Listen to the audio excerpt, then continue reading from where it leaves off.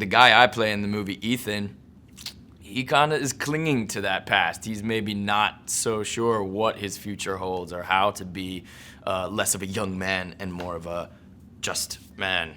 And you know, and in that way, it's a classic coming of age story, which so many Christmas stories are.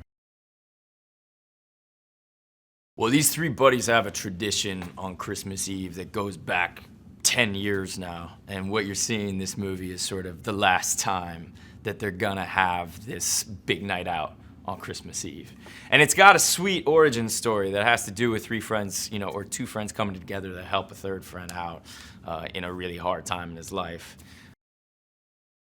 This movie is such a crowd pleaser. I feel like you can't go into this movie without laughing and, you know, having a great time, obviously. I mean, that's what Seth and Evan are so great at making.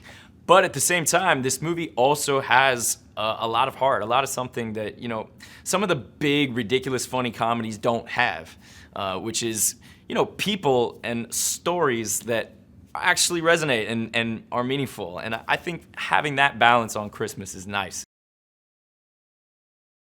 Levitt has a great gauge of both humor, obviously, but also, you know, what feels real. And he's great as a director, so he'll pull us back sometimes, you know, as we're reaching for the jokes or, you know, trying to make it even more funny, more ridiculous, and improvising this and trying out that. You know, he will sometimes say like, okay, now let's try one that's just pulled back a little, just make it a little more real. And I always appreciate that. It happens so often in Hollywood movies that, you know, the guys get to be funny and the actresses are just supposed to be kind of like pretty or, you know, naggy and I love that this movie just completely obliterates that stereotype in so many ways.